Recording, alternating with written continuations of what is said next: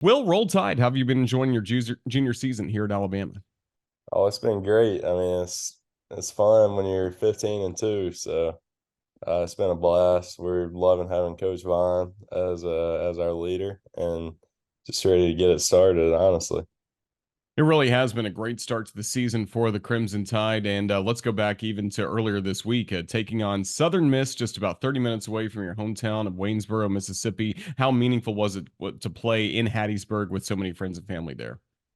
It meant a lot to me. I mean, a lot of my family got to come and people I hadn't seen in a long time, so it was really cool. It was a place that I watched a lot of games growing up, so it was cool to get to go back there and play. Really was good to see. And for you again, from Mississippi, you made the decision to join the Crimson Tide. Take us back to your high school recruitment. What stood out about Alabama years ago? Uh, just the people around the program really stood out to me. Like I could just tell that it was a little bit different around Alabama. Like people just cared, even when I was being recruited. Like they weren't having the greatest seasons ever, but I could tell there was room for growth. And as it's shown since I've been in college, we've gotten a lot better. And uh, the schools that were recruiting me, I mean, I was kind of choosing between Alabama and Mississippi State, and so they it was a dream of mine to play at Mississippi State, but when Alabama started recruiting me, I mean, it just stood out. They were just different. So, and I'm happy with the decision I made. Certainly glad you chose the Crimson Tide. And for you, of course, a great player in high school and in Mississippi, but then you come to Alabama. Now you're having to kind of play your way off the bench at times, getting some pinch hit opportunities. How'd you manage all of that as a freshman and a sophomore? It really helped to have older guys that you could lean on and talk to for support, advice.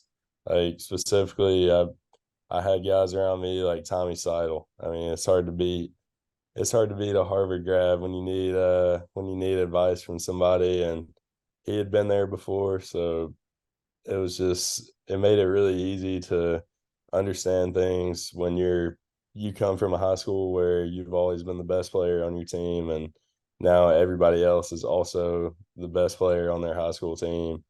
And it's just one of those things you have to come to understand that you're fighting for your spot every day against people who are just as talented as you. You were one of the younger guys on a group of old guys last year that played for the Crimson Tide and led Alabama to a super regional. Just how did you navigate all the ups and downs of a season like last year was? Well, their seasons don't get made like last year every year. So we definitely had some ups and downs, but I mean, I started out of the lineup and made my way into it, and then by the end of the season, I was back out of it. So I mean, it's just one of those things where you've got to be so invested in the team rather than your own personal success. So if you get caught up in your personal success when you're kind of in and out or struggling or anything, like you're not going to help the team at all. So you just got to really invest yourself in the team and not in yourself. You mentioned Tommy Seidel. How special was that group of veterans on last year's team, along with Jim Jarvis, Drew Williamson, Andrew Pinkney, Caden Rose? I mean, again, a special group that got Alabama to a place it's wanted to be at for a while. Oh, I mean, they were unreal. Like obviously you saw it on the field. Those guys could flat out play, but at the same time, they were all just great dudes. Like they were the kind of guys that you want to be around on the field, off the field. And I mean, like Drew Williamson, I was behind him at first base last year, and just getting to learn from him in practice every day has definitely made me a better player. I almost did a double take when I first saw you at first base this year because you are now wearing the number 18, which Drew wore for a long time at Alabama. What went behind the number change from 1 to 18? Well, I mean, I had a feeling I'd be playing first base, and I just didn't really feel like one fit me anymore. And we got a new coaching staff, so I figured it'd be a fresh start for me too. That's certainly good. What was it like getting to know Coach Vaughn and, of course, Coach Anthony Papio as well as they started to come in? Coach Morrison, along with Jason Jackson, who you knew from before. But what were some of those initial meetings like with those guys? Well, there wasn't I wouldn't say there was too much getting to know there were some phone calls over the summer, things like that. But more than anything, just I knew that if Coach Jackson trusted Coach Vaughn to be our head coach, then he was definitely going to be what we needed. So when I got back to school after summer ball, like it was just kind of here we go. And obviously, like he speaks for himself. Like he's a coach that you can trust and just a guy that you can get behind. And that staff, like Pap, he's made everybody on our team a better player, and it's just easy to get behind those guys. It really is. And you mentioned your summer ball experience. Where'd you play last summer? How'd that help get you ready for the fall and the spring?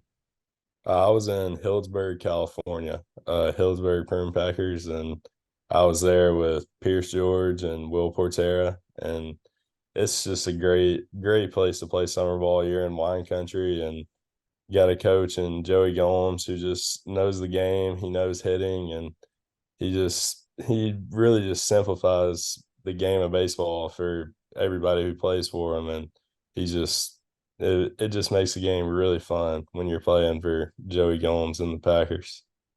And then fall ball, which team were you on? Were you with the what was it, Gumps or Yellowhammers? I was on the Yellow Hammers. Oh Did you yeah. like that experience? How they kept you all separate for so long and then brought you together once this season started? Oh yeah, it was awesome. I loved it. So it really made for competition. So I've never really felt pressure to perform in the fall, but when you're out there playing against the same team for however long the fall is, like 10 weeks, something like that, like you go out there and play against those guys and you get to the Fall World Series and it means something, and it's just a blast. Well, we really enjoyed seeing this infield come together, and it's been nearly the same starting infield as the season's gone along. I'll go around the diamond with you for a second. First of all, what do you see from Matt Cassetti and how he works with Alabama's pitchers and really runs the game? No, I mean Max unbelievable behind the plate. Like I mean I couldn't even tell you how many times I see him make a block that just shouldn't be as easy as he makes it, and he just makes it look unbelievably easy, and the ball won't even kick away from him, and he just keeps it. He doesn't give up free nineties ever, and when there's a runner on first, they're probably not getting the second by sealing. So it's fun to have a guy like that as your catcher because I mean you can count on him. He still strikes for our pitchers. Pitchers love throwing to him. Just a great dude to have behind the plate.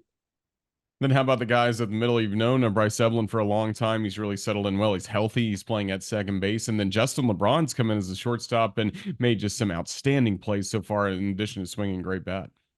Oh yeah, LeBron kid's unreal. I mean, you can see that from these first few games that he's played. I mean, he just goes out there and competes every day. You know what you're going to get from him. He's consistent, and that's crazy to say from a freshman in the SEC. I mean, the kid just goes out there. He gives you everything he's got every day, and I mean, he's going to be an outstanding player through his career here at Alabama. That's good to see. Then over at third base, Gage Miller has been playing well at third base and also the top of the order. He's got to give you a lot of confidence when you see him leading off an inning, followed by TJ McCants. I mean, the top of the order has provided a lot of pop for this team. No, absolutely. So Gage, if you came to a fall scrimmage, you probably saw Gage hit a leadoff home run. So I mean, just watching him hit throughout the fall and in this early spring, I think he's probably hitting 500. So it's just crazy to see somebody do that. And I'm just pumped and more excited than I could even tell you to see what he's going to do in SEC play because you haven't even seen the best of Gage Miller yet. Well, I look forward to seeing that. Hopefully this weekend against Tennessee. You're going to Georgia next weekend. How excited are you for the start of conference play? Obviously, you've gotten to be around it in your first 2 years here in Tuscaloosa, but now to be an everyday starter at first base, I'm sure you're thrilled to get this ride going.